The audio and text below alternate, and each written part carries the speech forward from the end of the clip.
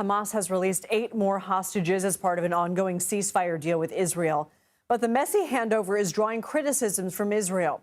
Prime Minister Benjamin Netanyahu is warning Hamas against endangering the hostages and violating the agreement. CBS News reporter Haley Ott has the latest from Tel Aviv. Chaos in Gaza as Israeli hostages Arbel Yehud and Gadi Moses were handed over to the Red Cross. Crushing crowds surrounded 29-year-old Yehud, who looked terrified as Hamas fighters moved her along. Earlier Thursday, in another part of Gaza, 20-year-old Agam Berger, an Israeli soldier, was set free. It's the third time militants have let hostages go since a ceasefire took hold in the Gaza Strip earlier this month, and was a stark contrast to the slick choreography of previous releases. The frantic scene sparked outrage from Israeli Prime Minister Benjamin Netanyahu, who ordered a delay in Thursday's Palestinian prisoner exchange. Hours later, more than 100 were turned over. In Tel Aviv, Israelis celebrated the homecoming of more hostages. But there was desperation for the return of the rest. We need them all, the dead ones and the alive hostages, everybody back. After 15 months of relentless war, long-awaited reunions like this offer a glimmer of hope for families still waiting. Haley Ott, CBS News, Tel Aviv. Jon Alterman joins me now. He is a senior vice president and director of the Middle East program at the Center for Strategic and International Studies. John, could this chaotic handover jeopardize the ceasefire deal and future releases? What are the biggest concerns? I'm not sure that this handover jeopardizes it. It feels like they're certainly getting messier. I think what's really going to start jeopardizing the deal is when there are no more live hostages to hand over, and Israel is intended to release live Palestinians in exchange for some Israeli body bags.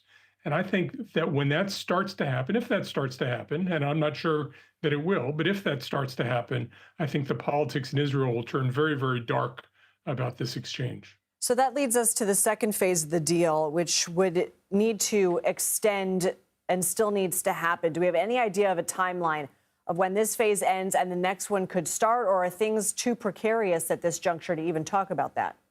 Well, they're intended to start negotiating the second phase of the deal on Monday.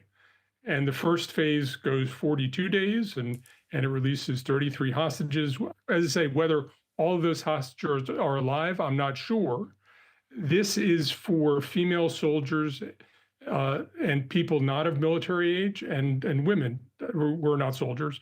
When you start getting to male soldiers, it's not even clear what the exchange would be. That's going to be a very hard set of negotiations for Prime Minister Netanyahu. As I say, I think when there's a sense that Palestinians are exchanging dead Israelis for live Palestinians, I think that the mood is going to change and become much darker. Middle East envoy for the Trump administration visited Gaza Wednesday before meeting with Prime Minister Benjamin Netanyahu. What is the goal of that visit, and what is the significance of Prime Minister Netanyahu, said to be President Trump's first foreign dignitary to visit the White House in his second term? Well, I think President Trump wants to take some victory in this, that this is moving. There's no question that Steve Witkoff, the presidential envoy, everybody wants to talk to him. Hamas wants to talk to him. The Qataris want to talk to him. The Egyptians want to talk. And President Trump certainly has created a sense of momentum that wasn't there at all. But where this goes, if it goes in a constructive direction or not, a positive direction or not, I'm much less sure. I'm not skeptical, but I'm just not sure where this is going to go. And some of the decisions that people are talking about, I think a lot of people in the region think would be very disruptive. I don't think are likely to come to fruition, but certainly there is a mood of negotiation that wasn't there just a few weeks ago. Jon Alterman, thank you. Thank you, Lindsay.